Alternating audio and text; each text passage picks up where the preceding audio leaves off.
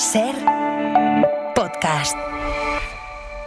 Estás escuchando El Abierto de Hoy por Hoy. Cada día analizamos las noticias más relevantes de la actualidad, las claves políticas, económicas y sociales, con las voces de los protagonistas y los distintos puntos de vista de nuestros tertulianos.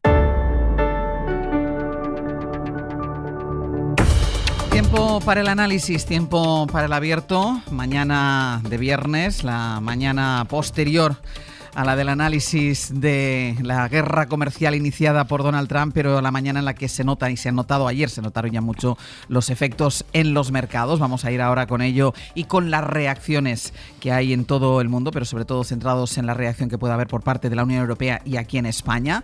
Saludamos para el análisis con todo esto a Mariola Urrea. ¿Qué tal? Muy buenos días. Muy buenos días. Víctor Lapuente, muy buenos días. Muy buenos días, Ángels. Y Gonzalo Velasco, muy buenos días. Hola, ¿qué tal?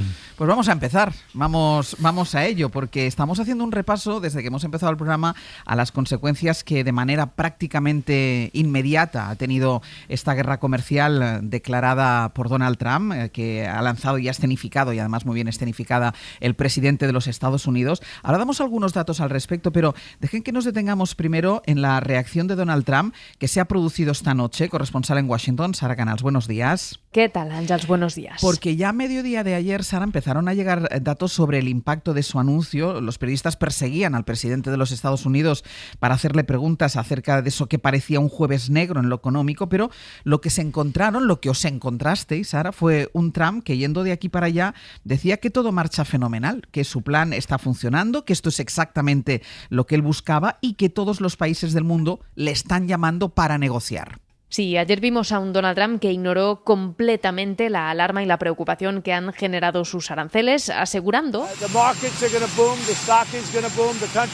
que la bolsa experimentará un gran auge a pesar de la cantidad de economistas y de expertos que ayer pusieron el grito en el cielo con esta fórmula matemática con la que la Casa Blanca ha calculado sus aranceles recíprocos.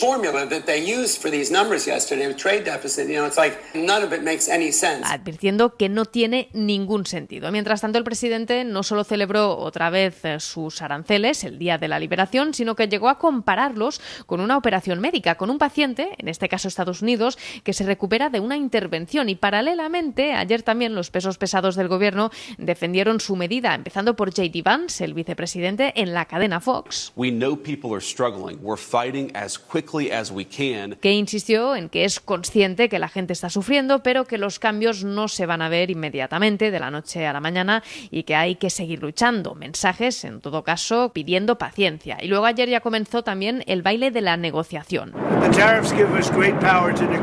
Destacaba Donald Trump el gran poder negociador que le dan estos aranceles, que está dispuesto a escuchar si hay propuestas fenomenales, y puso como ejemplo el caso de China y de TikTok. Dijo que si Pekín aprobase la venta de la plataforma, pues que se plantearía reducir las tasas, aunque insistió en que se trata solo de un ejemplo.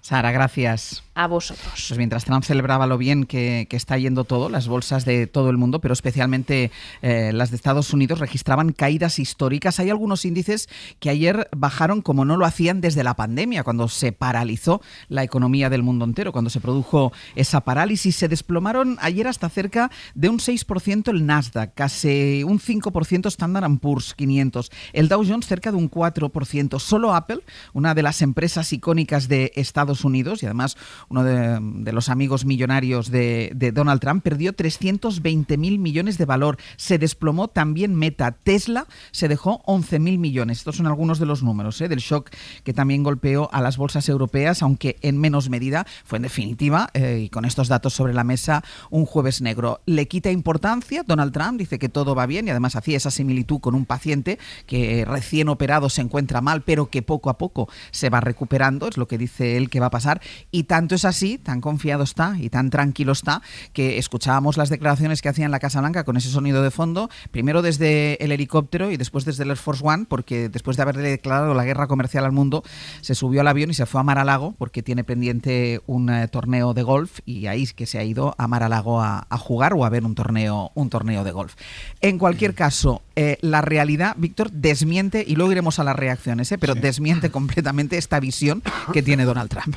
Sí, es que la imagen que me viene a la cabeza cuando veo a Donald Trump no es un cirujano preciso, sino más bien Don Corleone, digamos, extorsionando a las empresas internacionales y también las propias empresas americanas, ¿no? Su comportamiento, yo creo que de Trump no se puede explicar mirando los tratados de comercio internacional, donde no existen precedentes para estos aranceles absolutamente disparatados, sino los manuales de la policía psicológica de cómo hay que negociar con mafiosos, que es lo que está haciendo, básicamente extorsionando para tratar de obtener beneficios, ¿no? De la peor manera posible. Beneficios de otros países, pero también beneficios de la propia industria americana, ¿no? Los sectores que le apoyen más, los sectores que pongan más dinero para sus campañas, los que le apoyen públicamente, etcétera, son los que van a ser beneficiados y se pondrá tarifas o en este caso aranceles a los importadores o no, etcétera.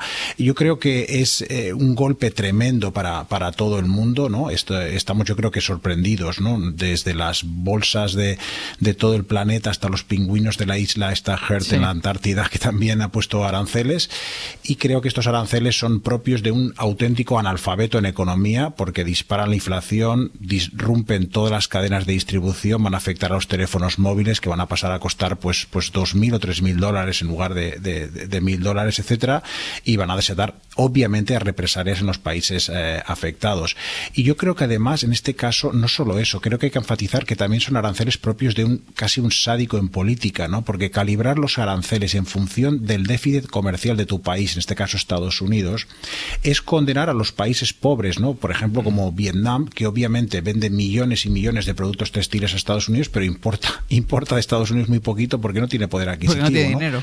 Efectivamente, es golpear a los más débiles, incluyendo a los países en guerra como a Ucrania. En cambio, pues otros países más solventes, más ricos, como Australia o el Reino Unido, pues sufrirán mucho menos, ¿no? Yo creo que demuestra un encefalograma plano, pero además también un corazón helado. O sea, es imposible dar más por un dirigente mundial de lo que está haciendo Trump. Un encefalograma plano, pero muy, muy peligroso. Mira, debo decirte, Ángels, que ayer, y permíteme un poco esta ironía, me dolieron mucho los anuncios de los aranceles, porque no deja de ser una manifestación de un ataque híbrido, es una agresión comercial, pero me dolió mucho cuando se refirió a los europeos como patéticos, nos llamó patéticos.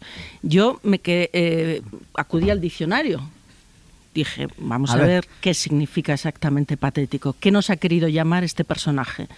Una de las acepciones del diccionario es ridículo, y pensé, ¿de verdad tenemos que aguantar que un señor que se peina así, señor tan ridículo, que se maquilla con un tono color naranja, que se reúne con gente tan absurda como su equipo, de verdad que tenemos que aguantar que llame a los europeos que somos la cuna de la civilización, que somos un proyecto político marcado por la sofisticación?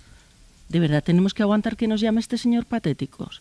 Cierro paréntesis porque creo que aquí hay un debate mucho más allá de la ironía, y ahora hablo absolutamente en serio, en torno a la belleza y en torno a lo que significa despreciar cualquier atisbo de belleza también en la acción política.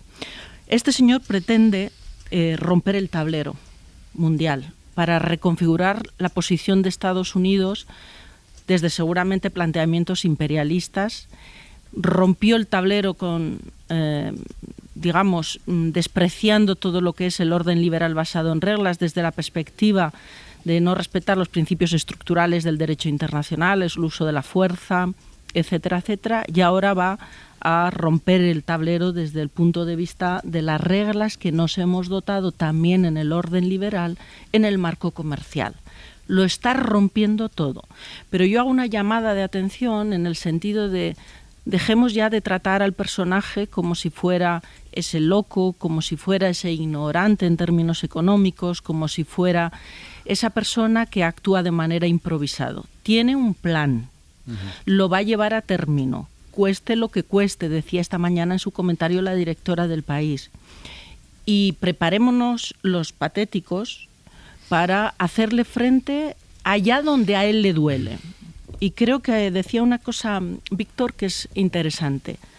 Lo calificaba de mafioso, estilo mafioso, ¿no? Pues cuidado, porque con los mafiosos no se suele negociar. Y desde luego, si hay algo que proteger, lo apuntaba yo en las claves, y con esto termino, es nuestra soberanía regulatoria. La sofisticación europea, si tiene algo que proteger, la joya de la corona es nuestra soberanía regulatoria. Ojo con poner en riesgo, con someter a negociación nuestra soberanía regulatoria. Que se entere quién es patético de los dos. Gonzalo. A ver, es en lo que estamos en estos días, en dilucidar si hay un plan y hay una estrategia o sencillamente pues son las brazadas de un tipo perturbado que no piensa y no analiza verdaderamente en términos de la ortodoxia económica, ¿no? Claro, en realidad, en favor de lo segundo, es decir, de que no hay un sentido, está la incoherencia de la estrategia estrictamente comercial o arancelaria, porque claro, si él pretende poniendo aranceles que los costes los absorbamos los países castigados, es decir, que pese a que nos cuesta más exportar, pues aún así lo sigamos haciendo. Esto es incoherente con la idea a su vez de que los aranceles van a generar o potenciar la industria nacional estadounidense, porque si vamos a asumir los costes nosotros, entonces los estadounidenses no tendrán ninguna motivación para comprar nacional en lugar de seguir comprándonos a nosotros, ¿no? Esto es incoherente, esto no tiene sentido, pero es que es un trampantojo. Parece ser, y por lo que se está defendiendo, por ejemplo, yo he estado leyendo bastante las propuestas de Yanis Varoufakis en los últimos días, que señala que el foco está en la política monetaria. Lo que pretende Trump con los aranceles es presionar para que el dólar, que de alguna manera sigue siendo pues la divisa que sirve para los intercambios internacionales, sobre todo para el dólar, que sirve de reserva, que hace que para muchos países sea rentable comprar deuda estadounidense, se deprecie. ¿Por qué? Porque si el dólar sigue teniendo un valor tan alto en comparación con otras monedas, para Estados Unidos, claro, es mucho más barato importar que exportar. No compramos productos estadounidenses. Entonces, parece ser que el objetivo de todo esto no es tanto generar un reequilibrio de ingresos a través de los aranceles, lo cual es absurdo, sino hacer una presión para que primero, el dólar se deprecie en relación a las otras monedas, que por tanto Estados Unidos pueda en principio exportar más sus productos y a su vez, y esto es lo difícil de la ecuación porque Trump, claro, lo quiere todo, que el dólar siga siendo la moneda de la divisa central, que sigamos acumulando depósitos y que sigamos invirtiendo en Estados Unidos. Claro, y esto es lo curioso, no es del todo incoherente, pese a lo que pueda parecer, que Wall Street se vea castigado. Porque si esto es verdad, si este diagnóstico es verdad, el objetivo está en que los productos estadounidenses se vendan más fuera. No en que sigamos invirtiendo en Wall Street, porque eso ya, digamos que, claro, como el dólar es tan rentable, pues eso es lo que hacemos los demás países, las demás compañías internacionales. Vamos a Wall Street e invertimos en sus cosas. Pero se supone que lo que Trump debe querer, si este análisis es correcto, no es tanto que a nivel de Wall Street sigamos invirtiendo, sino que a través de esa depreciación del dólar se venda más hacia afuera, ¿no? Dentro de una lógica totalmente populista. Esto tiene mogollón de problemas por lo que voy leyendo, yo no soy un experto en economía, pero cuidado que a lo mejor por ahí va el plan estratégico del que hablábamos y no tanto por esta locura, claro, de generar más ingresos a través de aranceles. A mí me parece un plan demasiado sofisticado para Donald Trump. Claro, esta es la discusión, sí, pero... Claro, o sea, me parece un plan demasiado sofisticado para su mente. Víctor. Sí, yo también estoy de acuerdo contigo, creo que es demasiado sofisticado, creo que estoy de acuerdo con Gonzalo, que evidentemente puede haber unos objetivos a largo plazo en relación a la situación del dólar, ¿no?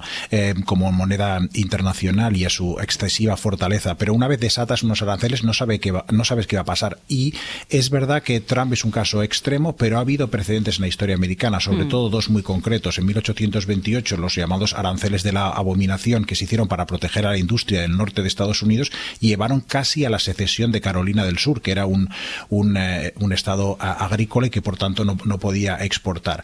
Y obviamente los más conocidos en los años 30 del siglo pasado, cuando fueron los aranceles absolutamente absurdos como los de ahora, porque la industria americana no necesitaba protección porque era muy competitiva. Estos aranceles agravaron la Gran Depresión en todo el mundo y contribuyeron al caos económico que alimentó la Segunda Guerra Mundial. Ahora pueden ser incluso peores porque la integración de los mercados internacionales son mucho mayores. Y una cosa que ha comentado Gonzalo que me parece muy interesante, yo no sé si Trump es un perturbado, pero está claro que está en la habitación de al lado de la locura, que es la de la soledad. A mí lo que me llamó la atención más en la proclamación de estos aranceles, más allá de estos músicos que desafinaban y de unos trabajadores con el casco, la camiseta, es que prácticamente no había nadie importante dándole apoyo, no hay ninguna institución detrás, ninguna gran universidad universidad, ningún gran think tank, ningunos grandes medios de comunicación, ni tan siquiera los grandes grupos de presión económica están viendo estas ventajas que Trump le ve a estos aranceles. Está absolutamente sola, ¿no? Solo. Y menuda paradoja, ¿no? Que el país donde los grandes grupos económicos gastan más dinero en lobbies del mundo, hay 100.000 lobistas en Estados Unidos que se gastan 9.000 millones de dólares al año en presionar a los políticos, no han sido capaces de detener la peor política económica del mundo conocido. Esto es una paradoja que yo creo que quedará para los historiadores del futuro.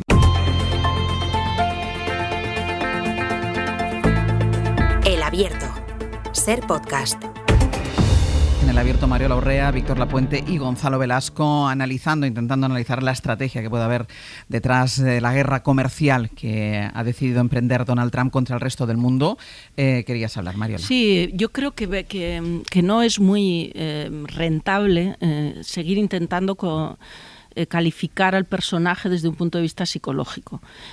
Creo que en política es más útil calificar las acciones y someternos en la medida de lo posible a la disciplina de no intentar asombrarnos, ni decir esto es peor de lo que se esperaba, ni tampoco apuntar, las estructuras democráticas del país resistirán en la embestida y dentro de unos años esto será un mal sueño.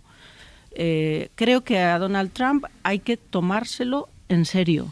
Y además al pie de la letra. Esto era una reflexión, ¿no?, que alguna vez hemos comentado en esta mesa.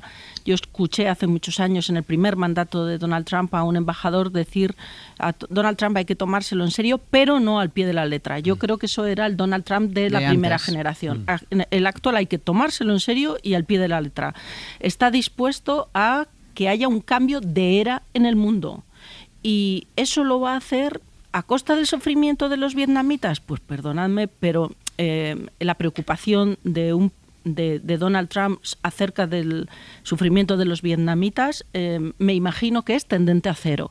También es tendente a cero el sufrimiento que puede provocar sus medidas en relación con una clase media-baja estadounidense, a la que le tiene, pues perfectamente orientada y con él de momento. ¿Cuánto va a aguantar esa realidad? No lo sé, pero es que probablemente Donald Trump ya no piensa en clave democrática ni en clave de apoyo a su proyecto. Piensa en otra clave. Creo que ha desbordado su pensamiento político y su capacidad de análisis las estructuras democráticas en las que los demás seguimos moviéndonos. Entonces, la respuesta a todo esto desde la Unión Europea, y yo creo que eso es lo relevante para nosotros, es cómo va a ser.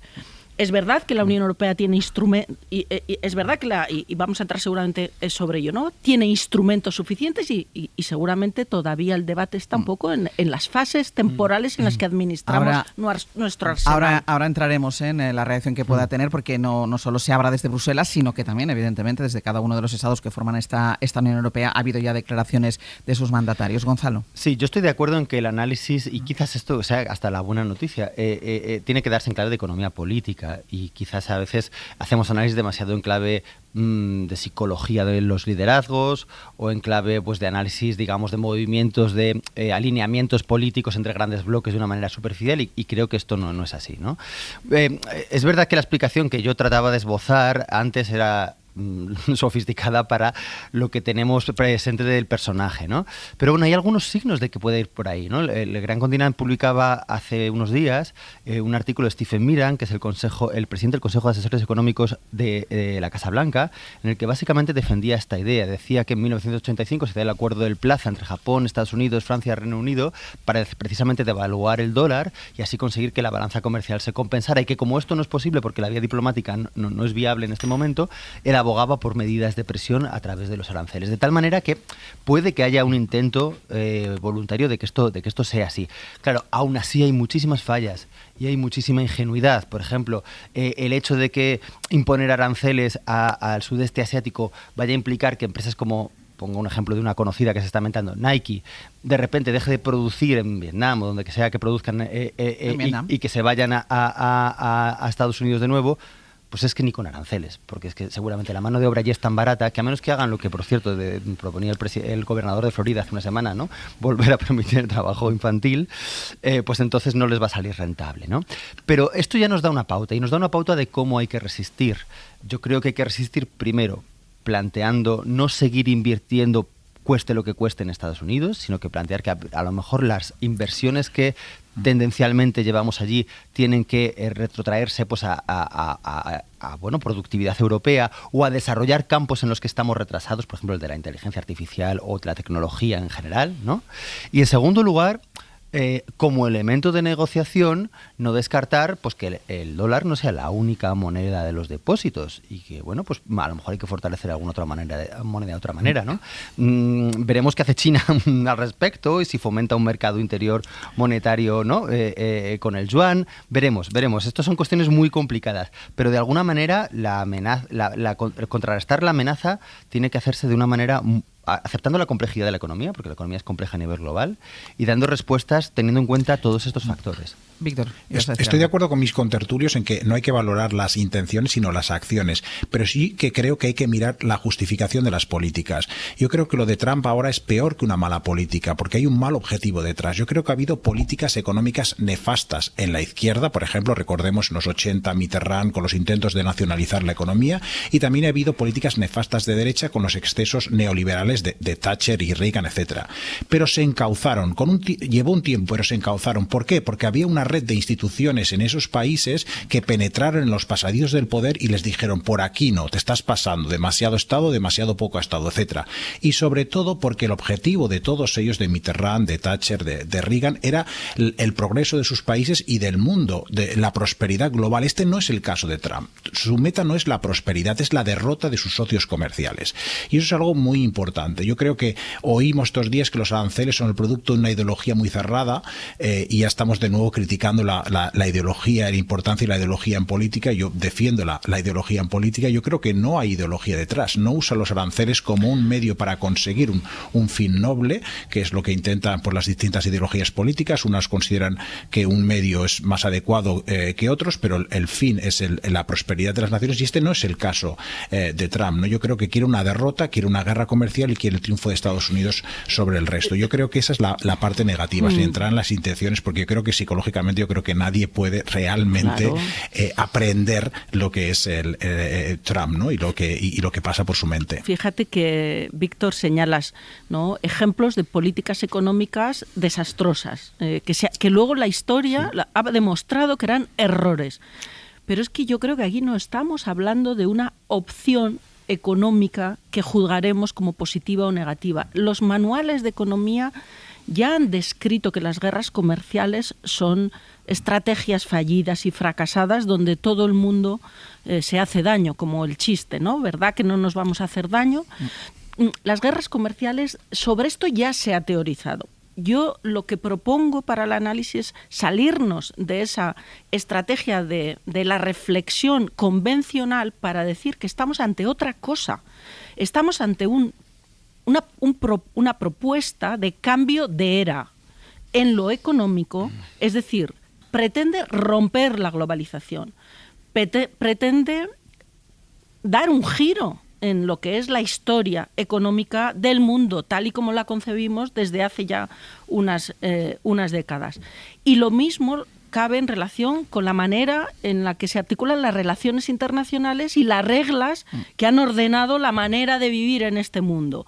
Es lo que pretende, es un bazooka contra todo eso. Y como dice la expresión, para hacer tortillas hay que romper huevos.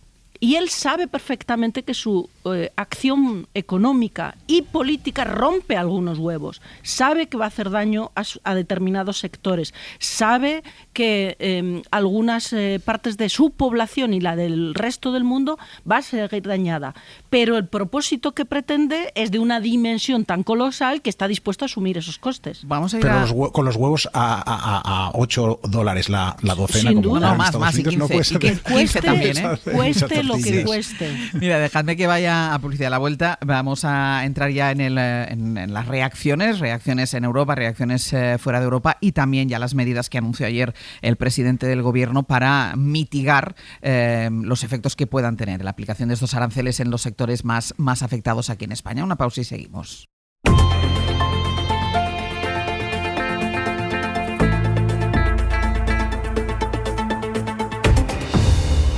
Abierto, Mario Larrea, Víctor Lapuente y Gonzalo Velasco. Vamos al capítulo de reacciones, porque cada país va construyendo, después de conocer exactamente la dimensión de la tragedia, va construyendo su propia respuesta en lo político y también en lo económico. Vamos a empezar por Reino Unido. Recordarán, llegó a sufrir el acoso de Elon Musk con una campaña de informaciones falsas a través de su red social X. Bueno, a ellos Trump les impone aranceles del 10%. Corresponsal en Londres, Lucas Font, buenos días. Hola, Ángels, buenos días. Y aunque Keir Starmer dice que la prioridad es negociar, también deja claro que esto abre una nueva era en la relación entre dos socios históricos y que la presión de Trump no va a servir para que introduzcan cambios en su política fiscal como pretende el estadounidense.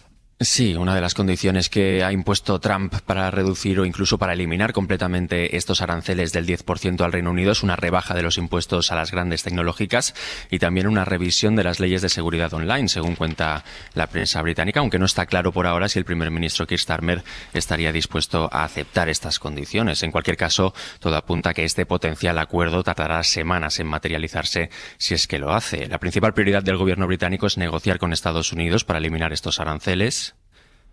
Decía Starmer que una guerra comercial será perjudicial para las clases trabajadoras y para las empresas, pero también ha dicho que tomará las decisiones necesarias para defender los intereses del Reino Unido. Y ahí entran las posibles represalias en caso de que este acuerdo finalmente no fructifique. El ministro de Comercio británico ya ha puesto en marcha un proceso de consultas con el sector empresarial para ver qué productos estadounidenses podrían ser gravados, a la espera de ver cómo avanzan las negociaciones con Washington. Y mientras los mercados siguen en pérdidas. La Bolsa de Londres perdió 1,5 puntos en la jornada de ayer, con las entidades bancarias y con las empresas mineras como principales perjudicadas. Lucas, gracias. Hasta luego. Reacción que no hemos podido escuchar a Starmer, lo ha explicado Lucas Font, lo que había dicho el primer ministro británico. Y contábamos que Trump ha dicho esta noche que está dispuesto a rebajar aranceles si le ofrecen algo fenomenal, que además es que me llama mucho la atención la palabra, algo fenomenal, es exactamente lo que dice, así textualmente. Y el resto del mundo, claro, se mueve entre pensar en qué ofrecerle y calibrar con qué amenazarle en estas negociaciones. Y en ese sentido es especialmente relevante lo que ha dicho el presidente francés corresponsal en París, Vicenç Batalla. Buenos días.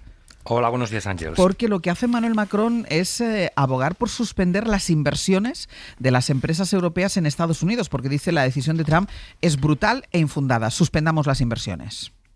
Sí, ayer Macron recordó que quizás Francia no es de los países europeos más afectados, dice que le afecta en un 1,5% porque es un país, Francia, que importa más que exporta a Estados Unidos, pero tenía en esa mesa, en el Elíseo, para preparar esta respuesta, pues al presidente Airbus, a la industria del automóvil, al sector químico y farmacéutico, a compañías de lujo como Louis Vuitton, al sectores agrícola y vitícola y representantes de la patronal, y les dijo que tenían que mantenerse unidos en la respuesta, que no fueran cada uno por su cuenta y que pararan los proyectos previstos en Estados Unidos. Lo escuchamos. Las próximas inversiones o las anunciadas estas últimas semanas deben ser suspendidas durante un tiempo mientras no se clarifiquen las cosas con Estados Unidos. ¿Qué mensaje enviaríamos si grandes actores europeos empiezan a invertir miles de millones de euros en la economía americana en el momento en que nos golpean? Se preguntaba en voz alta Macron. Lo que pasa es que la prensa ya publica reacciones de algunas de estas grandes empresas a la salida y, por ejemplo, el gigante del transporte marítimo CMA-CGM, que se había hecho una foto con Trump en el despacho Oval con una promesa de inversión de 10.000 millones de euros en Estados Unidos, no piensa tirar atrás. El grupo Stellantis, que es el grupo automovilístico de Peugeot, Citroën, Fiat, Chrysler, tiene previsto 5.000 millones de euros también de inversión en Estados Unidos y no tiene pensado tirarlo atrás. O la energética Total Energies tiene pozos petrolíferos en Luisiana Luisiana y Texas exporta gas licuado de Estados Unidos, es el primer gran exportador, parece que tampoco tiene intención.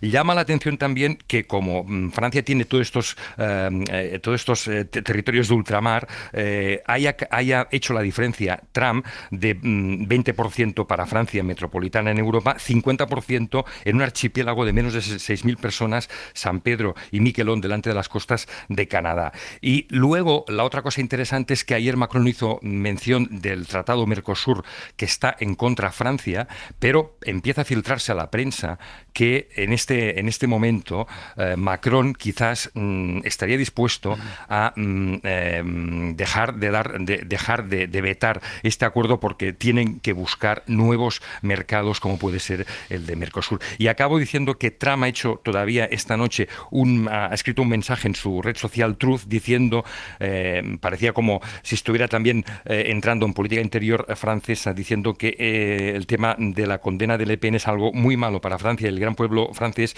y ha escrito en mayúsculas Liberad a Marine Le Pen, entrando en política francesa en un momento tan delicado como este. Vicens, gracias. Gracias a vosotros. Otra opinión, otra reacción que sumamos a este contexto en el que los países de la Unión Europea discuten cómo abordar esa respuesta, y es la reacción de la primera ministra de Italia, Giorgia Meloni, que recordarán que fue la única líder de la Unión Europea a la que Trump invitó a su toma de posesión. Ad esempio, io non sono convinta che la scelta migliore sia quella di rispondere a dazi con altri dazi, perché l'impatto... Dice Meloni que no está convencida de que lo mejor sea responder a los aranceles con otros o con más aranceles. Corresponsal comunitario Enrique García Pozo, buenos días. ¿Qué tal? Buenos días. Esta es la fotografía de algunos de los jefes de gobierno europeos. Dejamos para después la respuesta de España. Así que está claro que el reto es armonizar, unificar las voces, y en el proceso de intentar primero negociar con Trump, hoy el comisario de Comercio va a mantener ya una primera reunión con una delegación estadounidense. Sí, negociación, luego represalias y, en tercer lugar, seguir abriendo el mercado europeo a otros socios comerciales. Ese es el guión que se fijan en Bruselas. El Ejecutivo Comunitario empieza a moverse, en realidad lo lleva haciendo en las últimas semanas, pero ya este viernes el comisario de Comercio, Maroš Šefčovič, va a hablar con sus homólogos estadounidenses. Šefčovič, que tiene, Ángels, un papel clave en estas negociaciones porque él es el responsable de Comercio y ha sido él el que ha estado negociando o dialogando directamente con sus homólogos. También en Washington se ha desplazado a Estados Unidos hasta en 2 ocasiones en las últimas semanas, y tras su último viaje, cuando al pisar Bruselas, preguntado por la actitud que se había encontrado por parte de sus interlocutores, respondió con que seguimos sin poder aplaudir con una sola mano. En cualquier caso, Šefčovič quiere dejar tiempo a las negociaciones calmadas, escalonadas y unificadas, decía ayer, pero a la vez recuerda que Bruselas no se va a quedar de brazos cruzados si no podemos llegar a un acuerdo justo. De ahí que exista ya un calendario para activar el botón de la respuesta si no hay avances en las conversaciones. La semana que viene las capitales van a votar el primer paquete de respuestas. Estamos hablando de las represalias a los aranceles al aluminio y al acero. En principio se recuperarían los aranceles que ya existían durante el primer mandato de Trump. Recordemos los gravámenes al whisky, a las motocicletas o a los vaqueros Levis. Y un mes más tarde, el 15 de mayo, entraría en vigor el segundo paquete de respuesta. Esa respuesta sería más agresiva, una respuesta que todavía está sin cerrar y donde no se descarta ninguna medida, explican fuentes comunitarias, entre ellas el instrumento anticoerción del que hablamos ayer, ¿no? Que es uno de los ingredientes más explosivos o más agresivos con los que cuenta la Comisión y que se sigue guardando, porque puede atacar directamente a un servicio concreto o a una empresa concreta, incluso cerrar su actividad o cerrarle la puerta a operar aquí en Europa. Washington no ha sabido calibrar sus decisiones, repiten esas fuentes, que insisten en que el culpable del déficit comercial de Estados Unidos no es la Unión Europea. Las medidas, Ángels, los paquetes de medidas se votan por mayoría cualificada. Eso dificulta que una sola capital pueda bloquear cualquier decisión, pero es verdad que esa primera votación del miércoles que viene servirá de test o de termómetro para comprobar si todas las capitales están con la Comisión o si existen diferencias en cómo hay que responder a Washington. Así que en eso está Bruselas, diálogo y más diálogo, además dando margen, dilatando los tiempos. De hecho, ese segundo paquete no entraría en vigor hasta el 15 de mayo y siguiendo ese guión. Primero dialogar, luego responder y, en tercer lugar, seguir diversificando los mercados. Enrique, gracias. A vosotros. Apuntabas tú ya antes algo sobre la reacción de la Unión Europea, Mariola, una reacción que tiene que ser contundente.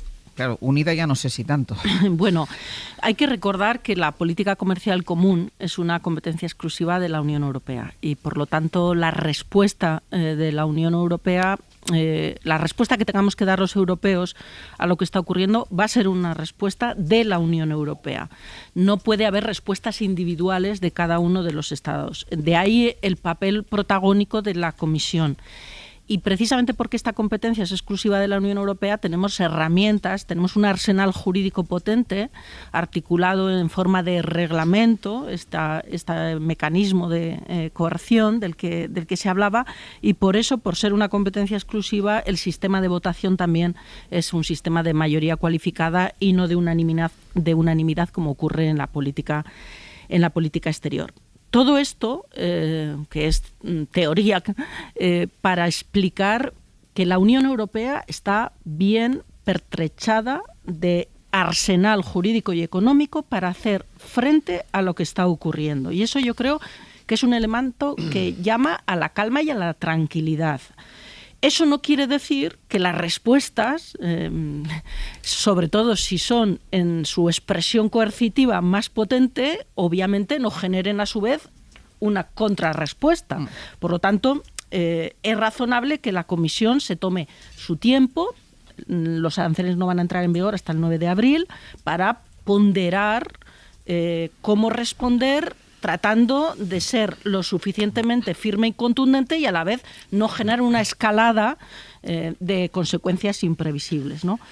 Me parece razonable que la Comisión tenga abierta siempre una línea de diálogo con Estados Unidos. Yo no hablaría tanto de negociación, hablaría de diálogo y de hablar, porque negociar no sé con qué vamos a negociar. Y a mí me parece que en este sentido es muy, muy, muy importante, insisto, preservar nuestra soberanía regulatoria, especialmente en servicios tecnológicos, que es a por lo que vienen los americanos o la administración Trump. Y eso no puede estar en negociación. Voy a hacer una pausa y a la vuelta voy con vosotros, Víctor y Gonzalo.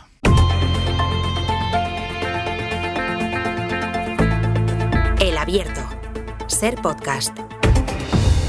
En El Abierto, Mariola Urrea, Víctor Lapuente y Gonzalo Velasco, estábamos ya en el capítulo de reacciones, estábamos hablando de la reacción de la Unión Europea y ponía el énfasis y ponía el acento, Mariola, en el arsenal jurídico y económico que tiene la Unión para hacer frente a esta guerra comercial declarada por Trump. Gonzalo. Sí, varias cosas. Una, no sé si hay que hablar de negociación.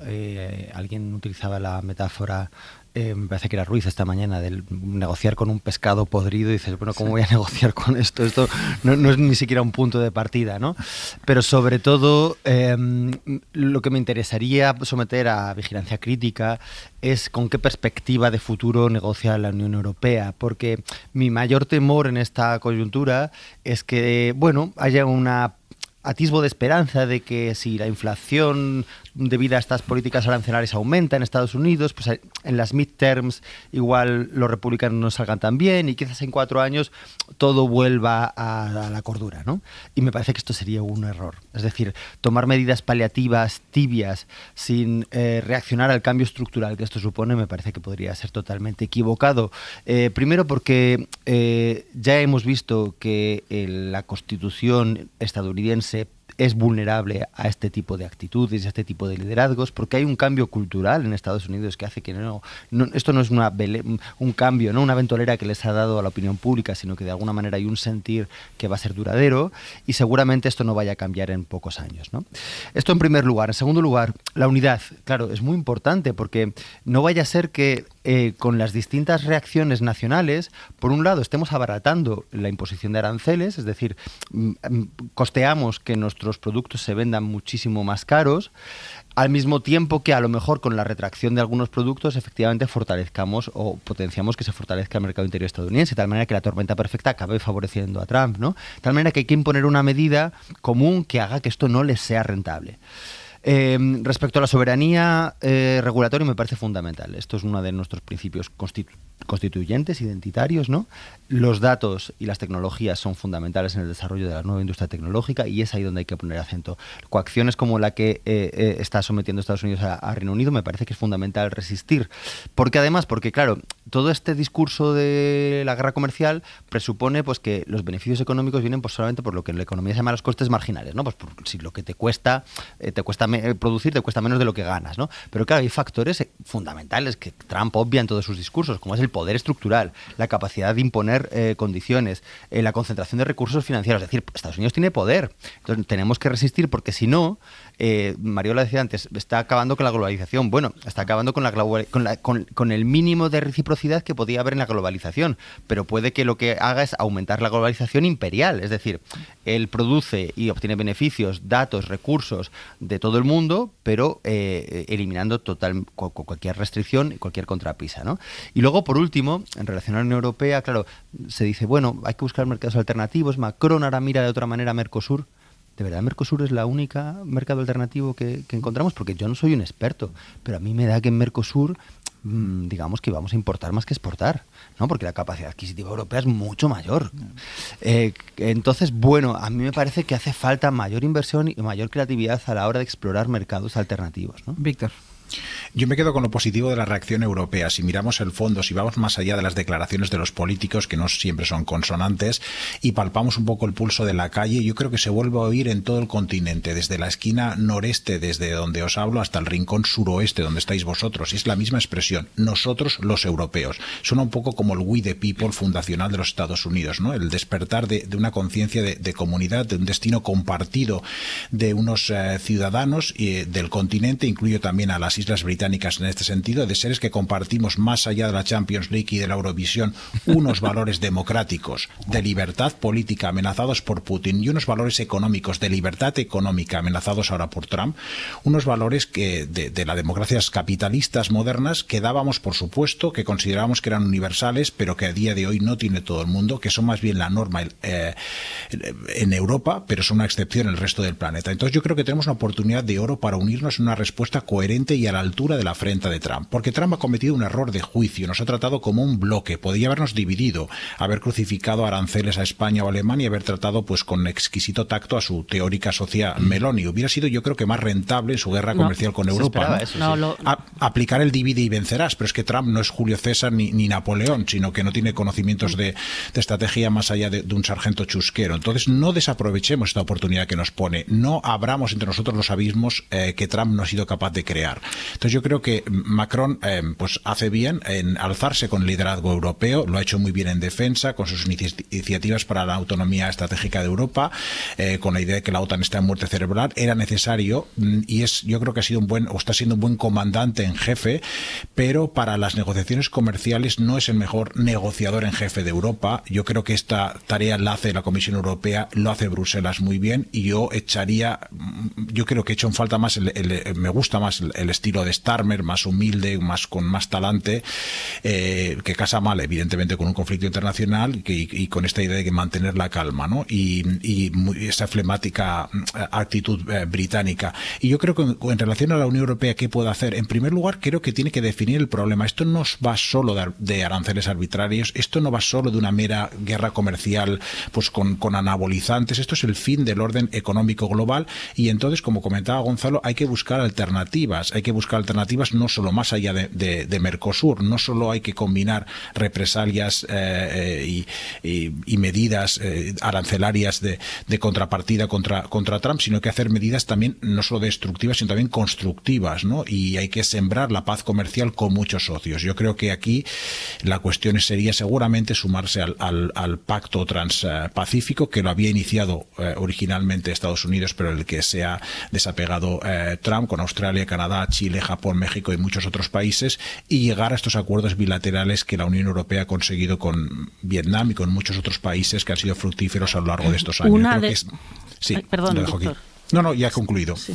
Una de las consecuencias de las agresiones comerciales que ya manifestó Donald Trump en su primer mandato fue precisamente la celebración de tratados de libre comercio que fueron exitosos también para la Unión Europea. Por lo tanto, esa vía ya la exploramos en el primer mandato y esa vía está abierta ahora que la agresión implica un cambio de era en los términos que venimos sosteniendo toda la mañana. No es verdad que solo la atención esté fijada en Mercosur, Gonzalo, siendo Mercosur un área muy, muy importante, y hay que bendecir que Francia flexibilice su postura a la vista de las consecuencias. Hay que recordar que el primer viaje oficial de la nueva Comisión Europea de la presidenta fue a India. Sí. Por lo tanto, el enfoque está claramente orientado. Que va a haber nuevos tratados comerciales, eso es evidente, y eso forma parte del corto, medio y del largo plazo para un nuevo mundo en términos de comercio internacional. Pero por ir al corto plazo, ¿no? Al cómo respondemos a partir del 9 de abril. Y por supuesto hay que dimensionar bien el alcance de la agresión y hay que articular de manera inteligente la respuesta, que tendrá que tener seguramente como foco de atención más los servicios que los bienes, y que tendrá que preservar también esa unidad de la que estamos hablando de Europa. Tiene sentido que nos ponga un único arancel porque, insisto, la política comercial es única y exclusiva de la Unión Europea y las respuestas no pueden ser de cada uno de los estados. Lo que sí que puede hacer cada uno de los estados, y es lo que estamos viendo, lo que se está visualizando, es cómo cada uno de los estados protege a sus empresas, cómo articula los escudos de protección. Y ahí va a haber diferencias, porque obviamente no todos los estados tienen el mismo margen fiscal para reaccionar. De ahí que también sea necesario hacer un llamamiento a la Unión Europea para que, provea de recursos para aquellos que estén en peor situación. Y quiero hacer una llamada de atención también al mundo empresarial. Por eso creo que tiene mucho sentido la propuesta que hace el presidente de Francia. Como estamos no ante una política económica que pueda ser más o menos errada de Estados Unidos, como estamos a un intento de cambio de era, aquí las empresas también van a tener que hacerse cargo de la situación. Esto no es una cosa que compete solo a los estados, a la Unión Europea, es decir, a la dimensión pública e institucional. Aquí las empresas van a tener que tomar partido. Aquí las empresas ya no van a poder estar... Pero ya has visto la respuesta de algunas de las empresas de Francia que ha contado Vicens. Bueno, pues claro, por eso, ya veremos conforme vaya pasando los días. Cuando se analicen las medidas, las contramedidas para proteger a la ciudadanía de cada uno de los países, yo celebro que España, una vez más, haya sido de las más rápidas o la primera en reaccionar a esto. Hay que valorar dos cosas.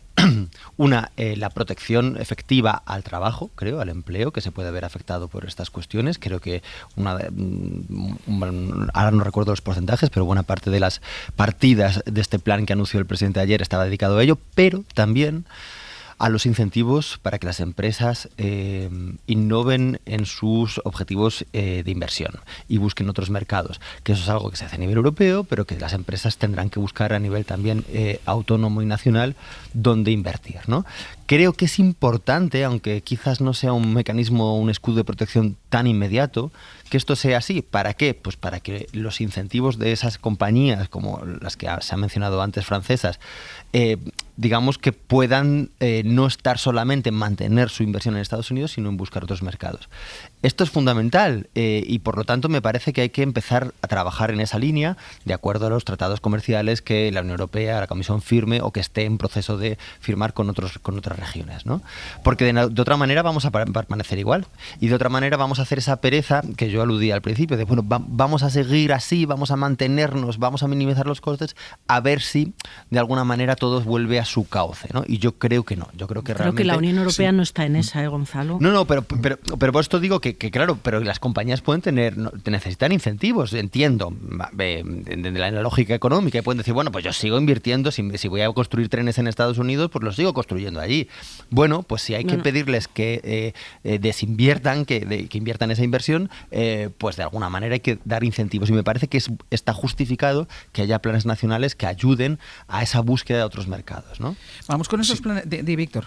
Sí, muy brevemente. Yo creo que está justificado, como dice Gonzalo, y además existe un margen de maniobra por parte de los políticos para presionar a las empresas, etcétera. Yo creo que existe un capital político que están ganando todos los líderes occidentales porque se están disparando las encuestas por desde la toma de posesión de Trump, que lo pueden aprovechar para este tipo de medidas relativamente impopulares. Macron se ha disparado la popularidad un 20%, un 40% los liberales canadienses, hasta Starmer, que estaba hundido, se ha recuperado en popularidad. Existe un margen de maniobra. Y un pequeño matiz a Mariola. Mariola ha dicho que no tiene sentido que Trump pusiera aranceles distintos a una unión aduanera como la Unión Europea. Pero lo podría haber hecho. Trump podría haber discriminado a los países de la Unión Europea. Si ha puesto aranceles a los pingüinos, ¿cómo va a entender los intríngulis del mercado único? Pues es evidente que no lo ha hecho. Podría haberlo hecho, pero no lo ha hecho. Y el no lo ha hecho tiene una lógica. Y desde luego la respuesta tiene que ser unitaria por parte de la Unión. En todo caso, cuando se dice los estados pueden presionar a las empresas en términos de incentivos positivos o en términos de presión negativa, yo apelo a otra cosa, que entiendo que es una lógica que no entra en la órbita, en el ecosistema habitual de las empresas. Yo no hablo de presionar a las empresas. Yo hablo de que las empresas muestren grandeza y nobleza en un momento donde lo que está en juego... Sí, muchas risitas escucho en este estudio. Grandeza seguro. Grandeza y nobleza, porque lo que está en juego es que estamos hablando de un riesgo existencial. No estamos hablando de una política económica que nos guste más o que nos guste menos. Estamos hablando de otra cosa más seria. Y empiezo a creer que ni las empresas tienen bien tomado el pulso a la dimensión del desafío, y tampoco la sociedad hemos sido todavía capaces de comunicarle la gravedad del desafío. Y mientras no logremos eso, no se va a entender bien todas las soluciones. Pero también te diré que algunas de estas empresas tampoco lo entendieron cuando la crisis derivada de la pandemia y tuvieron que pagar impuestos por beneficios extraordinarios. Sí, y te recordaré el nivel de responsabilidad de algunas de ellas. Bueno, los consumidores, cuando nos convertimos en activistas, tenemos una capacidad para modificar el comportamiento que si la utilizarais fliparías. Pero yo creo que ahí hay una cosa, y que tú decías antes durante la publicidad, que no sé si somos capaces de trasladar a la opinión pública lo que supone, o sea, de qué estamos hablando. De qué estamos hablando exactamente, que no es solo que esto va de aranceles y de que ahora grabarán más a los productos que compramos, que las Nike nos costarán más caras, etcétera, etcétera. No, estamos hablando de un cambio de paradigma total, un cambio de reglas de juego, y de que el mundo ya no se entiende tal como lo entendemos ahora. Y que esa presión tiene que funcionar de tal manera, o esos incentivos económicos tienen que funcionar de tal manera que sean una presión para ese cambio de estrategia por parte de las empresas, porque si no, ¿qué puede pasar? Pues puede pasar como cuando combatimos el aumento de precios del alquiler dando ayudas a quien alquila, ¿no? Pues ¿qué haces? Pues claro, pues beneficias a los propietarios y beneficias que sigan aumentando los precios. Pues si lo que vamos a hacer es dar dinero a las empresas que van a ver que sus productos se van a vender más caros, pues al final esto no soluciona de alguna manera el problema estructural. Si vamos a ayudarles, va a ser primero para proteger el empleo y segundo, oigan, tienen que virar su estrategia, no buscar el incentivo a corto plazo y mostrar esa grandeza, pero con este empujoncito que les estamos dando. Víctor, que también querías añadir algo. Sí, muy brevemente. Yo creo que la esperanza no está en los líderes políticos, sino en dos grandes bloques: los consumidores de la Unión Europea, como ha dicho Mariola, y los accionistas en Estados Unidos. Yo creo que estos dos son los que son aproximadamente el 60% de la población americana. Estos dos son los mejores correctores de los fallos del sistema, en este caso de Trump. En el ámbito doméstico, ya hemos hablado algo de ello, porque hemos visto reacciones en otros países.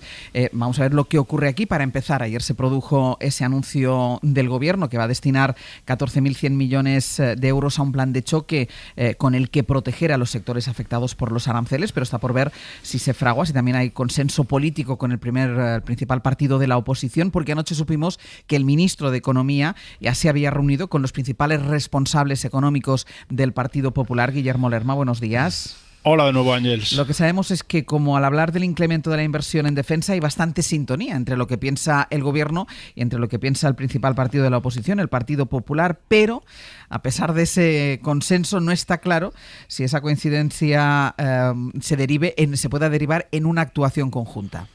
Sí, no sería la primera vez que, coincidiendo en el fondo del asunto, ha ocurrido, como decías, por ejemplo, en el debate sobre la defensa, PSOE y PP no logran escenificar un cierto ambiente o una imagen de unidad. De entrada, ambos partidos defienden que en la reacción a la guerra arancelaria de Trump se debe actuar desde la unidad, tanto entre los países de la Unión Europea como en el plano político nacional. Sánchez y Feijóo fueron ayer muy críticos con la decisión de Trump. Hablaron los dos de una noticia pésima que no beneficia a nadie y cuya respuesta y represalia debe darse bajo el paraguas de los 27. La clave está en ver si los populares, más allá de apoyar lo que haga España bajo ese paraguas de la Unión, apoyan también ese plan del gobierno para mitigar el impacto de esas imposiciones. Sánchez quiso que ayer en la presentación de las primeras medidas estuviesen no solo los miembros de su gabinete, sino también sindicatos, patronal y empresas de los sectores más afectados, para escenificar así que la respuesta es conjunta, no solo del Ejecutivo. El presidente anunció la movilización de 14.000 millones de euros en créditos, ayudas directas para facilitar el acceso a financiación, reorientar la industria o ayudar a esas empresas a encontrar nuevos mercados. También se prevé la activación de herramientas que vimos durante la crisis generada por la pandemia, como ese mecanismo RED, una herramienta similar a los ERTE para permitir la suspensión de empleo, garantizando la protección laboral. En ese acto, buena parte de lo que reclama el líder del PP fue precisamente lo que anunció el presidente del gobierno. El Ejecutivo confía en que esta vez sí sea posible alcanzar algún tipo de acuerdo. Feijóo y Génova reclaman información, diálogo a todos los niveles, y en la Moncloa recuerdan que va a haber diálogo social porque se va a constituir una mesa con sindicatos y patronal, diálogo territorial porque se va a convocar también a los consejeros del ramo de las comunidades autónomas, y también diálogo con los grupos parlamentarios. Hoy el ministro de Economía va a celebrar encuentros con todos los portavoces. Se va a dejar fuera de esa ronda a Vox, a la ultraderecha, a quien el gobierno mantiene el cordón sanitario. Ayer Cuerpo se reunió con el portavoz de Economía del PP, Juan Bravo, le explicó el plan que por la mañana había detallado Sánchez. En Génova hablan de una conversación de buen tono en la forma, pero superficial en el fondo, así que la comparecencia del ministro del próximo miércoles en el Congreso es lo que va a servir para medir la temperatura a esa posibilidad de entendimiento que hasta ahora ha sido imposible. En el PP recelan Ángels también de la agenda internacional del presidente, que la semana que viene va a viajar a Vietnam y a China. En la Moncloa lo ven como una oportunidad, pero Feijóo mostró ayer dudas sobre la oportunidad de celebrar esa visita en este momento. Guille, gracias. Hasta luego. El Partido Popular en sintonía en cuanto a la reacción con el Partido Socialista, con el Gobierno, y en cambio alejándose o intentando alejarse lo máximo posible de Vox, que tiene una reacción muy complicada a la guerra arancelaria puesta en marcha por Donald Trump, porque no le está siendo fácil dar explicaciones en público. David Junquera, buenos días. Buenos días. Vox está en ese complejo equilibrio argumental. De sí mismos dicen que son los grandes defensores de la patria, pero a la vez definen por encima de todo a quien ataca la economía de esa patria, la califica como a toda Europa de patética. Hace esto y defiende a Donald Trump. Para eso intentan culpar de lo que hace Estados Unidos al gobierno, a la oposición, a todo el mundo, menos al verdadero culpable. Y en esa torsión del discurso el PP ve una oportunidad para comerles terreno, a pesar de que en las comunidades autónomas están pactando o al menos negociando los presupuestos conjuntos. Después de la guerra comercial, Trump ya tiene otra guerra en su haber, una que normalmente es fría, pero que el presidente estadounidense está calentando con el microondas de sus decisiones. La peleita PP-Vox. En Génova han olisqueado las dudas, la tensión demoscópica que le causan los aranceles a los de Abascal, y se han lanzado de huello. La guerra comercial es un inmenso error. Ningún patriota puede defender a quien perjudica a los intereses de nuestros ciudadanos. Feijóo dándole a la ultraderecha donde le duele, en lo del patriotismo. Nos decían fuentes del PP, en ese Liberation Day mal está lo que hace Trump, veremos qué quiere hacer Sánchez, pero no tiene perdón lo que está haciendo Abascal. Lo cierto es que escuchar las explicaciones de José María Figaredo abona el campo para la crítica. El portavoz de Vox hizo todo tipo de piruetas, torsiones discursivas para decir que eso de los aranceles malos, pero Trump, bueno, empezó así. Son una malísima noticia. Vaya, que parece que están en contra, pero son una malísima noticia que no es culpa de Trump, es culpa de PSOE, de PP y de Bruselas. Nos está lanzando a la guerra comercial de forma voluntaria. Para ocultar su pésima gestión necesitan un chivo expiatorio, necesitan una excusa de forma constante.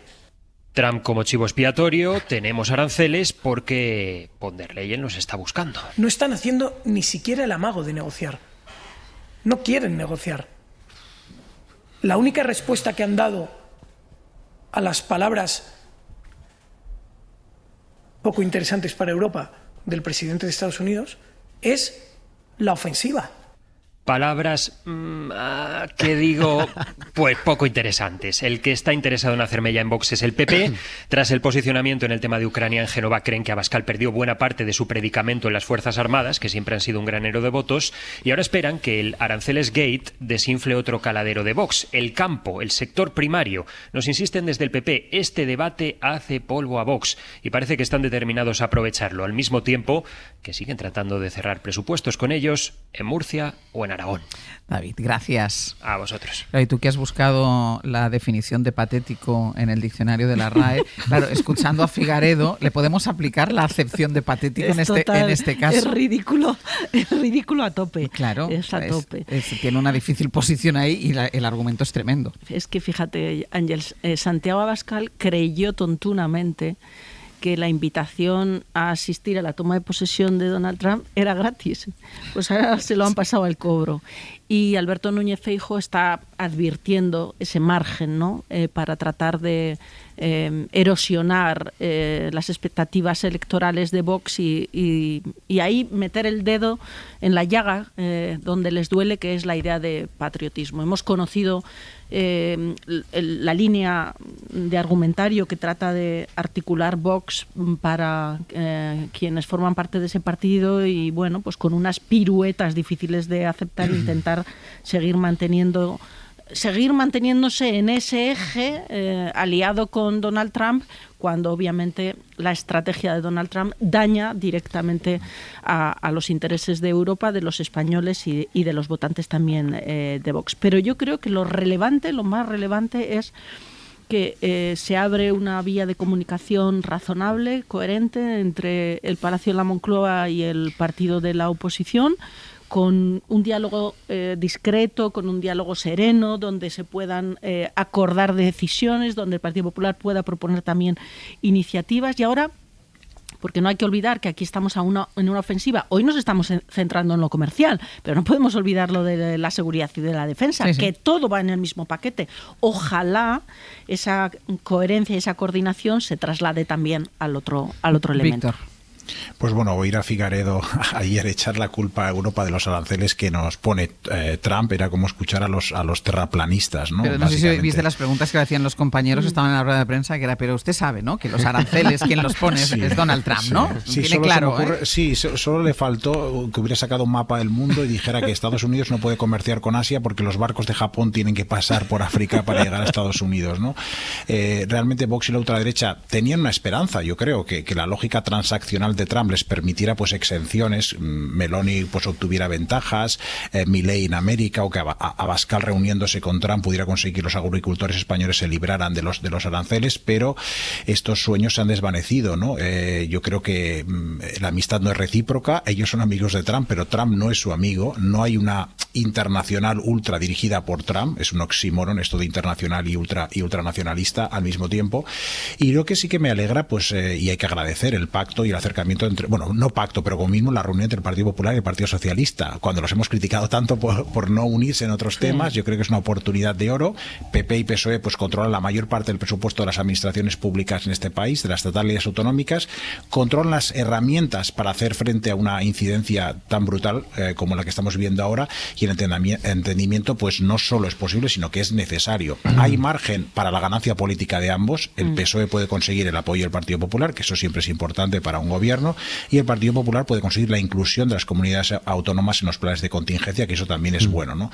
Yo creo que hay un alineamiento entre los dirigentes del Partido Socialista y del Partido Popular, visualizado por la reunión entre Juan Bravo y el ministro de Economía, y yo creo que nuestros responsables de economía en general, a lo largo de la historia democrática de este país, de Guindos, Calviño, Solbes, Olchaga, prácticamente son indistinguibles los del Partido Popular y los del Partido Socialista en la defensa del mercado libre del comercio internacional. internacional. Podríamos haber cambiado los ministros y no nos hubiéramos dado cuenta, ¿no? Sí, con lo de Figaredo la figura que me viene a la mente es la del colaboracionista, ¿no? El colaboracionista con el invasor que demuestra que no vela tanto por los intereses de la así llamada patria, sino que lo que vela es por el dominio, ¿no? Hay un deseo de dominio y cuando no pueden dominar solos, pues se colaboran y se convierten voluntariamente en lacayos del dominador, ¿no? Y yo creo que esta es la caracterización que hay que hacer del PP. Pues bueno, claro, se demuestra un poco su doble juego. En lo que es la guerra cultural, sí que compran muchas de las directrices o de las pautas o de los discursos que vienen del trumpismo, o por lo menos coquetean con ellos cuando les interesa, pero es verdad que en la base económica, bien, aquí en la medida en que se trata de defender los intereses de empresarios, de trabajadores a un nivel integral, entiendo que no están por la labor. Creo que el ministro de Economía efectivamente tiene una línea muy técnica que se agradece en cierta manera cuando hay tanto discurso, bueno, de argumentario de partido, ¿no? Y por lo tanto facilita ese entendimiento. Veremos en qué línea y veremos hasta qué punto se puede colaborar, ¿no? A las 10 está prevista una rueda de prensa, una comparecencia del responsable económico del Partido Popular, de Juan Bravo. A ver también eso que decíamos, que hacer llegar a la gente la importancia del momento, la dimensión del momento, yo creo que también se tiene que ver a la hora en la que los políticos trasladan los mensajes a la ciudadanía. O sea, que no sea otra vez se pongan las gafas partidistas y sean ellos también los encargados o que ayuden a explicar a la gente la gravedad y la dimensión del momento. Solo de esa manera se entiende también la importancia de las soluciones y el sentido de las soluciones.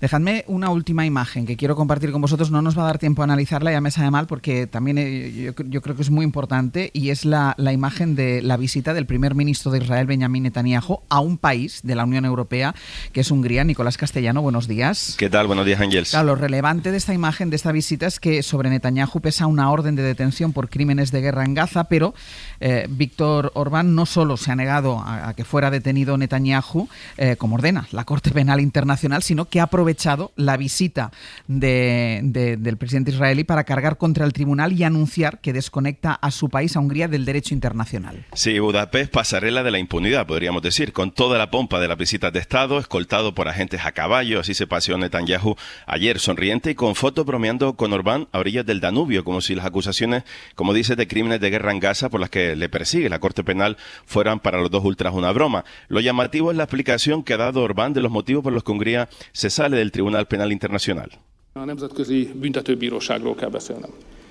Porque está politizada y no es de fiar, dice Orbán sobre la Corte, a pesar de la condena, como dices exactamente, por crímenes de guerra y contra la humanidad por el genocidio que está costando más de 50.000 vidas en Gaza, donde Netanyahu, que aplaudía encantado a Orbán en la rueda de prensa cuando anunciaba la salida de Hungría de esa legalidad internacional, y decía al primer ministro israelí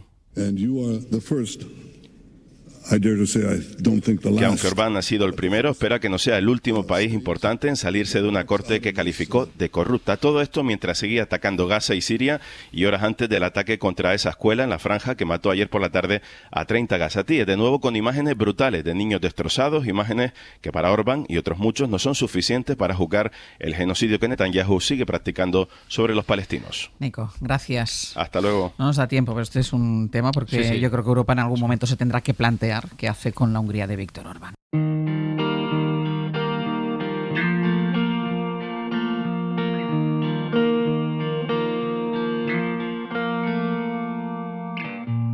Aunque tú no lo sepas, he inventado tu nombre, me drogué con promesas y he dormido en los coches. Vamos a ir terminando ya el último abierto de la semana. Pepe Rubio, Sergio Castro, buenos días. ¿Qué tal? Buenos días. ¿Y qué vamos a hacer a partir de ahora? Pues fíjate, voy a hacer una rectificación de entrada, porque tú sabes que yo los guiones, algunos guiones que te hago yo, muchas veces escribo lo que deseo, lo que me gustaría como fueran las cosas más que como son. Vale, pues yo me pasa igual que en la pizarra donde se basan los avances que hacen Sergio y Brian por la mañana, pues se fijan que hay el día mirando una pizarra. Pues yo había puesto el título del libro, y Brian, el pobre, lo ha soltado en antena a las 6 menos 10, Canon de cámara oculta, en vez de Canon de cámara oscura, que es el título del libro de Vilamatas. Entonces los oyentes habrán pensado, bueno, pues eso. Bueno, si han ido a la librería a pedirlo, pues a lo mejor no la han el libro se titula Canon de cámara oscura, de Enrique Vilamata, que va a ser nuestro libro de la semana, que va a estar en unos minutos con nosotros el autor, y también son libros de la semana todos los que donan nuestros oyentes, que pueden llamar ya al 900-100-800 y donar un libro a la biblioteca de Hoy por Hoy, el libro que más les gustó, el que quieren que lean el resto de los oyentes. 900-100-800. Y a partir de las 11, historias musicales con Fernando Neira. Hoy una historia bonita es la de Dennis Wilson, ex Beach Boys, y de Christine McVie, ex Fleetwood Mac, de los grandes grupos, que salieron juntos durante unos años. El problema es que a Dennis, novios. Sí, el problema es que a Dennis se les olía olvidar que eran novios. Menuda pieza. Bueno, el amor imposible de ambos a partir de las 11. Y también después 4 Grammys, 30 millones de oyentes en Spotify, Karí León, aquí, la mayor estrella mexicana del momento, va a empezar gira y va a cantar en España a partir de julio. Pero hoy aquí en la SER va a contar y a cantar cosas de esa gira. ¡Qué privilegio! Y después otra gira, la que viene desde hace años contando la misma turra Aitor Albizua, que este programa no funciona, le escucharán decir este fallo y este otro, pues que lo haga él. Claro, que lo haga él. No, pero él prefiere hacer otras cosas. Ahora madrugar. En los palcos de los estadios. Ahora va hasta el fútbol y todo. Sí. Ponerle aranceles. Mira, buena idea. Le vamos a poner aranceles a Aitor Albizua.